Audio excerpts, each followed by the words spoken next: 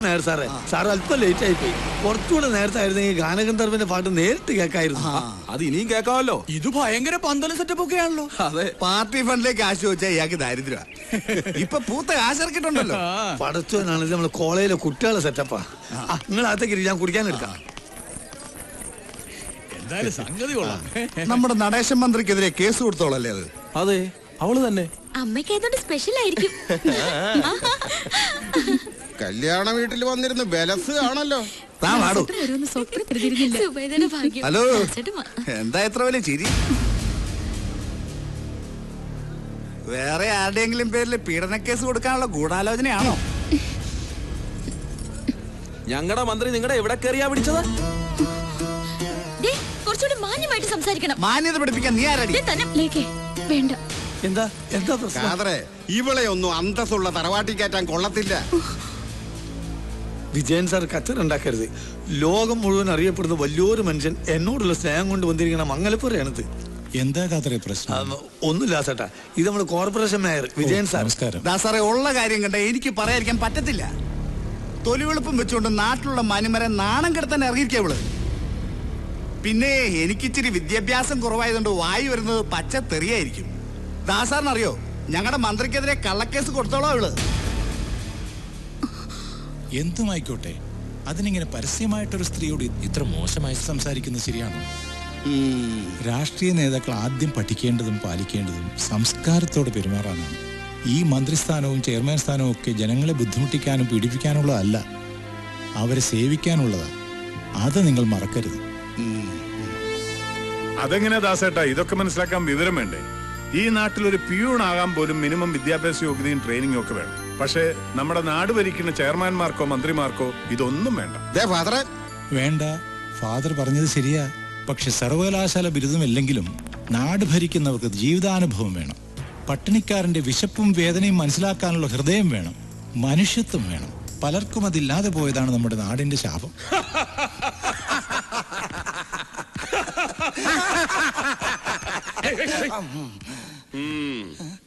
എന്തായാലും സംഗതി അസലായി.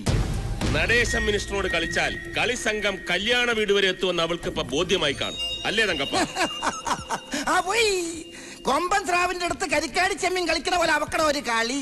അന്ന് അവക്കട വീട്ടിൽ പോയി കാല് പിടിച്ച് പറഞ്ഞതാ കേസ് പിൻവലിച്ചെന്ത് പണ്ടാരം വേണമെങ്കിലും ചെയ്യാം. അപ്പൊ നടേശൻ സാറ് വരും ഒരു മൈ തങ്കപ്പ ഞാൻ പറഞ്ഞിട്ടുണ്ട്. അതല്ല, ഒരു മൈ ഗുണാഞ്ചനാണെന്ന് കരുതിക്കാണെന്ന് പറഞ്ഞതാ. അത്രേ ഉള്ളൂ. എന്നാ പറഞ്ഞു? സാറ് വിചാരിച്ച് മറ്റതാണെന്നാ. അത് ഞാൻ നിർത്തി. അന്ന് അവക്കട മട്ടും പാവം കാണണമായിരുന്നു. ഭദ്രകാളിയല്ലേ ഭദ്രകാളി. എന്നാലും ഈ കാര്യം ഇന്നലെ തന്നെ അവന്മാരെന്നെ വിളിച്ചു പറയാതിരുന്നത് വളരെ മോശമായി പോയി. അവർ ഇന്നലെ ഇങ്ങോട്ട് വിളിച്ചിരുന്നു എന്നാ പറഞ്ഞേ. എന്നിട്ട് സാർ ഔട്ട് ഓഫ് റേഞ്ചിലാണെന്ന് സാറിന്റെ PA പറഞ്ഞു. ആ തെണ്ടി എങ്ങനെ പറഞ്ഞു? ചൊരണ്ട് മലയാളി ചൊരണ്ട്, സ്വർണവർഷം നിന്നെ കാത്തിരിക്കുന്നു. എന്താ സ്വർണം കിട്ടാനും സമ്മതിക്കല്ലേ ഇയാള്? തങ്കപ്പൻ ഇരിയടോ. വേണ്ട സാറേ, സാർ എനിക്ക് ഒരുപാട് ഫ്രീഡംസ് തന്നിട്ടുണ്ടെങ്കിലും ഞാൻ എന്റെ റെസ്പെക്ടാലിറ്റി നോക്കണ്ടേ? തെറ്റിയല്ലേ? തെറ്റി തെറ്റി തെറ്റി. സാർ, എടോ, ഞാൻ കേട്ടത് നേരാണോ? സാറെന്താ കേട്ടതെന്ന് ഞാൻ കേട്ടില്ലല്ലോ. കണ്ടാ, ഞാൻ ഇന്നലെ ഔട്ട് ഓഫ് റേഞ്ചിലായിരുന്നെന്ന് ആ മണ്ഡലം സെക്രട്ടറി വിജയകുമാറും പങ്കയാശനും വിളിച്ചു ചോദിച്ചപ്പോ താൻ പറഞ്ഞു. അത് പിന്നെ അവര് വിളിച്ച് രാത്രി 10 മണിക്കാ. സാർ ഇന്നലെ പേഴ്സണൽ ഗസ്റ്റ് ഹൗസിലായിരുന്നല്ലോ, അതുകൊണ്ടാ അങ്ങനെ പറഞ്ഞേ. അതവൻ പറഞ്ഞത് നേരാ. ഗസ്റ്റ് ഹൗസിൽ ചെന്നാ 8 മണിയാവുമ്പോഴേക്കും സാർ ഔട്ട് ഓഫ് റേഞ്ച് ആവും.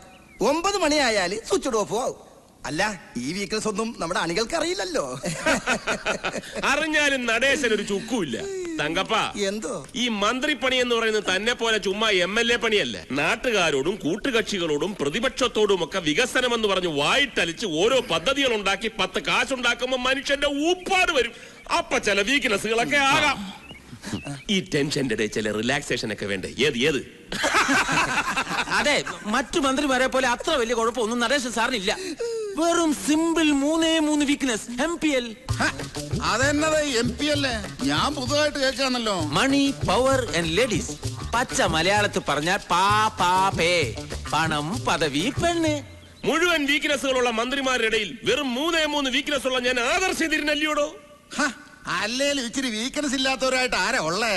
അതുള്ളതാ. ദേവലോകം ഭരിച്ചിരുന്ന ഹൈക്കമാൻഡ് ദേവേന്ദ്രൻ വരെ എത്ര പെണ്ണുങ്ങളാണ് പീഡിപ്പിച്ചിട്ടുള്ളത്. അതെ, ദേവേന്ദ്രൻ ആയതുകൊണ്ട് അത് എഴുതി തള്ളി. ഈ പെണ്ണുങ്ങളൊക്കെ കേസ് കൊടുക്കാൻ പോയ ദേവേന്ദ്രന്റെ സ്ഥിതി എന്താകും? ഇത് ചുമ്മാ മോഹം കൊണ്ടൊന്ന് കൈമാറി കയറി പിടിച്ചു വെച്ച് അല്ല, എനിക്ക് അറിയാൻ മേലാ ഞാൻ ചോദിക്കുക. IAS IPS പിടിച്ചോ എന്ന് പറഞ്ഞ് മന്ത്രി പറഞ്ഞ് ക്യൂ നിൽക്കുക. അപ്പൊ പിന്നെ ബഹളം വെക്ക ഇവിടെ മോണിക്ക വിസ്കിയ തെറ്റിയല്ലേ? തെറ്റി മോണിക്ക 11.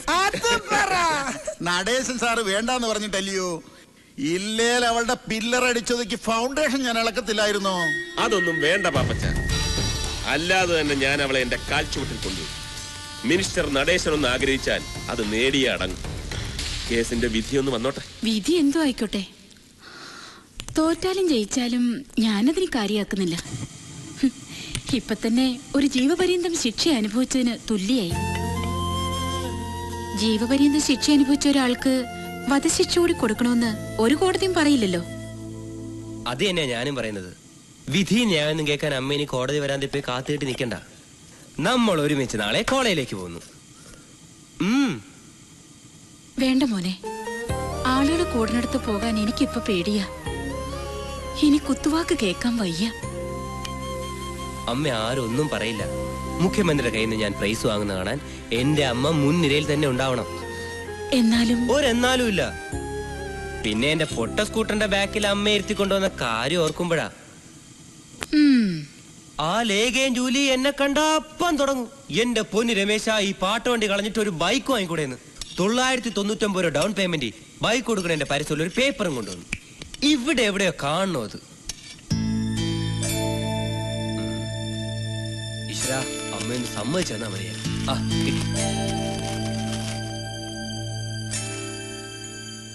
അമ്മയ്ക്ക് മോഹമില്ലാഞ്ഞിട്ടാ. നിന്നെ ഒരു രാജകുമാരനെ പോലെ വളർത്തണമെന്ന അമ്മയ്ക്ക്. പക്ഷേ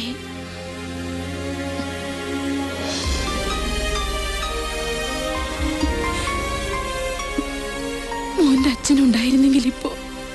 അയ്യേ കരയ്യ. എനിക്കറിഞ്ഞൂടെ അച്ഛന്റെ കടങ്ങൾ വിട്ടാൻ അമ്മ പെടുന്ന പാട്. പിന്നെ എന്റെ കേസ്, വക്കീൽ ഫീസ് ഒക്കെ എനിക്കറിയാം. ബൈക്ക് ഉടനെ വാങ്ങുന്ന കാര്യമല്ല ഞാൻ പറഞ്ഞത്. നമ്മുടെ കടങ്ങളൊക്കെ തീർന്ന് സ്വസ്ഥമായിട്ട്. അല്ല, അപ്പോഴേക്കും ഞാൻ സമ്പാദിച്ചു തുടങ്ങില്ലേ? അപ്പൊ പിന്നെ അമ്മ നോക്കിയോ, ഈ വാടക വീട് മാറി പണ്ട് നമുക്കുണ്ടായിരുന്ന കൊട്ടാരം പോലെ ഒരു ബംഗ്ലാവ് പണിത് എന്റെ അമ്മയെ ഞാൻ അതിലെ മഹാറാണിയാക്കും. അമ്മ മഹാറാണി. എന്നിട്ട് ബെൻസ് കാറി കയറി അമ്മയ്ക്ക് ഏറ്റവും ഇഷ്ടപ്പെട്ട സിംലയിലേക്ക് ഒരു ടൂർ. എന്താ? പക്ഷെ നാളെ അമ്മ മഹാറാണി എന്റെ പൊട്ട സ്കൂട്ടറിൽ തന്നെ വരേണ്ടി വരും. വരില്ലേ? വേണം. നാളെ നമ്മൾ ഒരുമിച്ച് കോളേജിൽ പോകുന്നു. യോയോ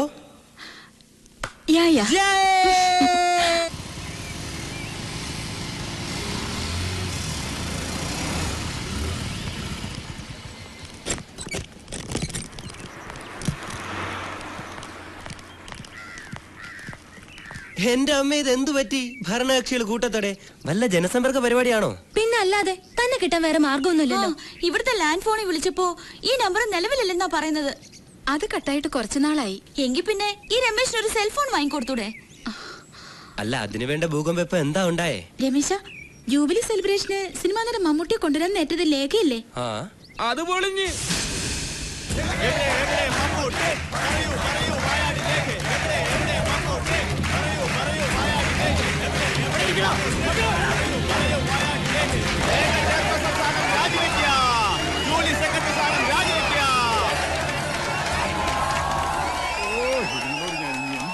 മൈ ഡിയർ സ്റ്റുഡന്റ്സ്, എന്റെ പൊന്നുമക്കളെ, നമ്മുടെ കോളേജിന്റെ ചരിത്രത്തിലെ അവിസ്മരണീയമായ ഒരു സുദിനമാണിന്ന്. ദേവിയിൽ നിങ്ങൾ ബഹളം ഉണ്ടാക്കരുതെന്ന് ഞാൻ അഭ്യർത്ഥിക്കുന്നു. ഈ കഴിവേറി മക്കള് നായ നടുക്കടലിൽ ചെന്നാലും നക്കിയെ കുടിക്കുള്ളെന്ന വചനം. അതൊരു പഴഞ്ചൊല്ലല്ലേ? ഞാൻ ഉണ്ടാക്കിയ ഒരു വചനാണെന്ന് വെച്ചോ. ആ ലേഖയുടെ വാക്കേട്ട് അച്ഛൻ തുള്ളുമ്പോഴേ ഞാൻ പറഞ്ഞാണ് സൂക്ഷിക്കണം. എവിടെയാ അവള്? മമ്മൂട്ടിയുടെ മുമ്പിൽ ഡാൻസ് ചെയ്യാൻ കിട്ടിയ അവസരം ഞാനൊന്ന് കലക്കും. മൊത്തം കലങ്ങാതിരുന്നാ മതി. അതൊക്കെ രമേശ് നോക്കിക്കോളൂ. അവിടെ ഇരിടി. മുഖ്യമന്ത്രി എത്താൻ വൈകും. മമ്മൂട്ടി എത്തിയിരുന്ന ഉദ്ഘാടന കർമ്മെങ്കിലും നടത്താമായിരുന്നു. ലേഖ എവിടെ അവള്? അവളിപ്പോ വരൂ. അതോ മുങ്ങ സത്യം പറഞ്ഞോളെ. നിന്റെ ഒരു ഒറ്റ ആളുടെ ബലത്തിലാ ഈ കുരിശെടുത്ത് ഞാൻ തോളെ വെച്ചത്. വല്ലതും നടക്കുവോ? ധൈര്യമായിട്ടിരിക്കച്ചോ. മമ്മൂട്ടി മാത്രല്ല, മോഹൻലാലും എത്തും.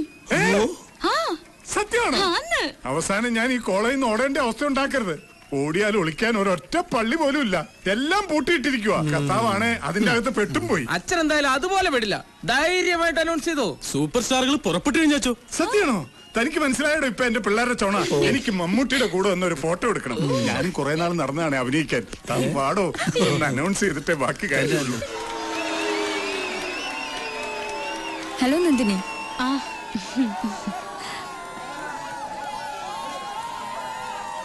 ഇന്ന് കേസിന്റെ വിധി കേൾക്കാൻ പോയില്ലേ? ഇല്ല, ഭയങ്കര തന്റെ ഇടം തന്നെ, സമ്മതിക്കാതിരിക്കാൻ പറ്റില്ല.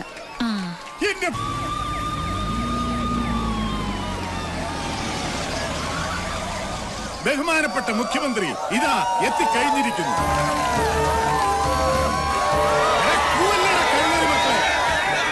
എടാ ഇരിക്കാൻ. ഇനി ആരും ഒരക്ഷരം പോലും മിണ്ടിപ്പോവാൻ.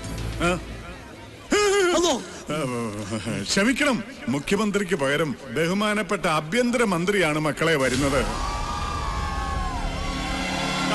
അച്ഛോ, ഇതും മാസ്ക് ആണോ? മാസ്ക് അല്ലടാ, കോപ്പ്. ഒറിജിനൽ മന്ത്രിയാ വരുന്നത്. അല്ലടോ? അതെ അതെ അതെ.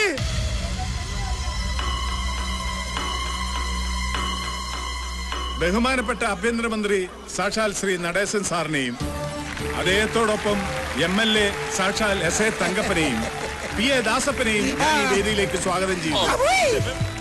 പ്രിയമുള്ള പാർട്ടി പ്രവർത്തകരെ, ആഴക്കടലിൽ നീന്തുന്ന കൊച്ചു കൊച്ചു ചാള കുഞ്ഞുങ്ങളെ പോലെ ഈ വലിയ എഡ്യൂക്കേഷനിൽ തുള്ളിക്കളിക്കുന്ന സ്റ്റുഡൻസുകളെ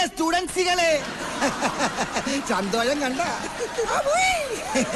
നമ്മുടെ പ്രിയങ്കരനായ ആഭ്യന്തരമന്ത്രി നടേശൻ സാറിന് സാഗര പോലെ പ്രസംഗിക്കാനുള്ള ചാലു തുറക്കലാണ് എന്റെ ജോലി. അതിലെനിക്ക് അഭിമാനമുണ്ട്.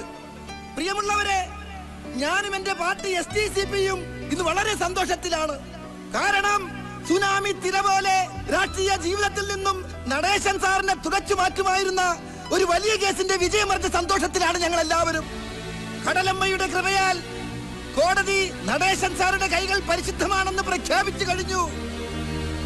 കഴിഞ്ഞ 20 വർഷമായി തോൽവി എന്തെന്നറിയാതെ ഈ രാജ്യം ഭരിച്ച് ഒരു നിലയിലാക്കിയ നമ്മുടെ അഭിമാന സ്തംഭനമാണ് നടേശൻ സാറ്. ഇനിയും ഇതുപോലെ 100 കേസുകൾ ഉണ്ടാക്കട്ടെ എന്നും അതെല്ലാം വിജയിക്കട്ടെ എന്നും ആശംസിക്കുന്നു. ജയ് ജയ് SDCP, ജയ് ജയ് SDCP, ജയ് ജയ്.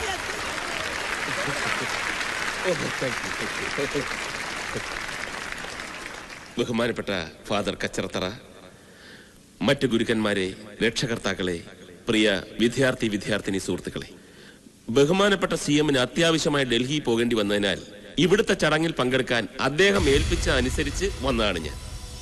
MLA തങ്കപ്പൻ പറഞ്ഞതുപോലെ ഞാൻ ഇന്നേറെ സന്തോഷവാനാണ്. സത്യാന്വേഷിയായിരുന്ന മഹാത്മാഗാന്ധിയുടെ പാത പിന്തുടരുന്ന ഒരു എളിയ രാഷ്ട്രീയ പ്രവർത്തകനാണ് ഞാൻ. ആ എന്നെ ഒരിക്കലും ദൈവവും നിങ്ങളും കൈവിടില്ല. അതാണ് എന്റെ സന്തോഷം. നാടിനു വേണ്ടി നിസ്വാർത്ഥമായി പ്രവർത്തിക്കുന്ന എന്നെ പോലുള്ളവർക്കെതിരെ അധികാര കൊതിയന്മാർ അഴിമതി ആരോപണങ്ങൾ ഉന്നയിക്കുന്നത് സ്വാഭാവികം. പക്ഷേ നമ്മുടെ വ്യക്തിത്വത്തെ തേജോവധം ചെയ്യാൻ ആരെങ്കിലും ശ്രമിച്ചാൽ നമുക്കത് സഹിക്കാനാവുമോ?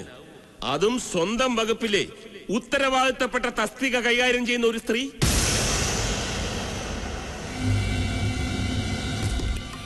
എന്റെ സ്റ്റാഫ് എന്ന പദവി ദുരുപയോഗപ്പെടുത്തി ആ സ്ത്രീ നടത്തിയ അഴിമതി ഞാൻ കണ്ടെത്തി താക്കീത് ചെയ്തപ്പോൾ സുന്ദരിയായ വിധവ ഭാരത സ്ത്രീകൾ തൻ ഭാവശുദ്ധിക്ക് കളങ്കമുണ്ടാക്കും വിധം ശാരീരിക ചേഷ്ടകൾ കാട്ടി എന്നെ പ്രലോഭിപ്പിച്ച് വശീകരിക്കാനാണ് ശ്രമിച്ചത്.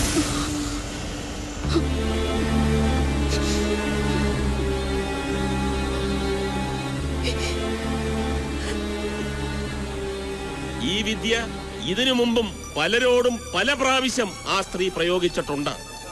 എന്നാൽ ഞാനതിന് വഴങ്ങില്ല എന്ന് കണ്ടപ്പോൾ ഒരു അഭിസാരികയുടെ ചാരിത്ര പ്രസംഗം പോലെ ഇല്ലാത്ത പീഡനത്തിന്റെ കഥ പറഞ്ഞ് എന്റെ പേരിൽ ഒരു അപകീർത്തി കേസ് നൽകി.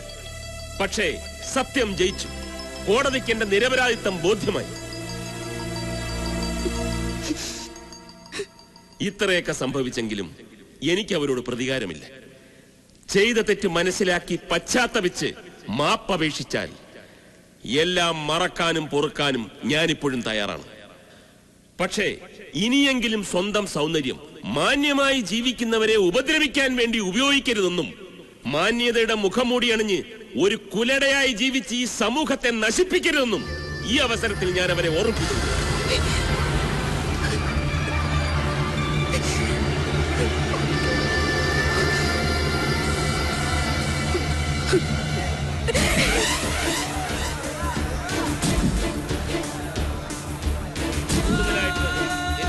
അമ്മേ. എഞ്ചിനീയറിംഗ് കോളേജിന്റെ അമ്മേ. ആഘോഷങ്ങൾക്കെല്ലാം എന്റെ എല്ലാവിധ ഭാവങ്ങളും നേർന്നുകൊണ്ട് അപ്പോഴേ പറഞ്ഞതല്ലേ വരുന്നില്ലെന്ന്. അമ്മ കരയരുത്. ഇങ്ങനെയൊക്കെ ഉണ്ടാവും ഞാൻ കരുതിയില്ല. സാരമില്ല, അമ്മ വീട്ടിലേക്ക് പോവുക. സമ്മാനം വാങ്ങിയിട്ട് വന്നാ മതി. വേണ്ട, അയാളുടെ കൈകൊണ്ട് തരുന്ന സമ്മാനം എനിക്ക് വേണ്ട. അങ്ങനെ പറയരുത്. കോളേജിന്റെ വക നിനക്ക് തന്ന അംഗീകാരമാ. മോൻ ഒരുപാട് ആശിച്ചതല്ലേ, വേണ്ടെന്ന് വെക്കരുത്. അടുത്തതായി സമ്മാനദാനമാണ്. കായിക കലാമത്സരങ്ങളിൽ ചെല്ല്. വിജയികളായ വിദ്യാർത്ഥിനികളെ അയ്യോ, നിങ്ങൾ സമ്മാനം ഏറ്റുവാങ്ങുന്നതിനായി കരയരുത്. എന്റെ മോൻ നല്ല സ്മാർട്ടായിട്ട് രാജകുമാരനെ പോലെ തല ഉയർത്തിപ്പിടിച്ച് ചെന്ന് സമ്മാനം വാങ്ങിക്കണം. എന്നിട്ട് വീട്ടിൽ ഉടനെ എത്തണം. അമ്മ കാത്തിരിക്കും. ഉടനെ തന്നെ